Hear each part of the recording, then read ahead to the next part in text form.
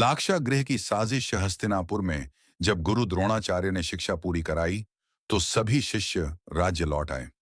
अब प्रश्न उठा कि राजगद्दी किसे मिले, युधिष्ठिर जो धर्मप्रिय और योग्य थे, या दुर्योधन जो अहंकारी और ईर्ष्यालु था।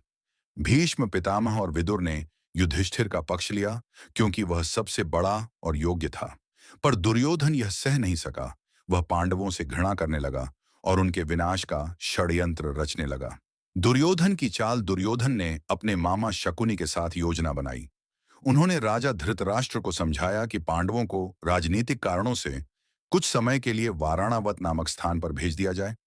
लेकिन वास्तव में उन्होंने वहां एक महल बनवाया जो मोम, राल और तेल जैसी ज्वलनशील वस्तुओं से बना था। उसे कहते थे लाक्षागृह। लाक्ष का अर्थ मोम। उनका उद्देश्य था रात में महल को आग लगाकर पांडवों को जिंदा जला देना। विदुर की सूझबूझ। विदुर जो बुद्धिमान और सच्चे थे, उन्होंने यह साजिश भांप ली। उन्होंने एक गुप्त दूत भेजकर कुंती और युधिष्ठिर को इशारा दिया कि वे सावधान रहें और गुप्त मार्ग बनवा लें।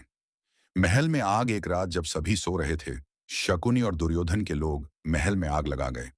महल पल भर में जल उठा, परंतु विदुर की सलाह से पांडव पहले ही गुप्त सुरंग बनवा चुके थे। वे उसी से निकलकर सुरक्षित बाहर निकल गए। सभी को लगा कि पांडव जलकर मर गए हैं। वन की ओर प्रस्थान। पांडवों ने गुप्त रूप से जंगल की ओर प्रस्थान किया। उन्होंने ब्राह्मणों का वेश धारण कर लिया ताकि कोई पहचान न सके। अब उनके जीवन का वनवास आरंभ हुआ।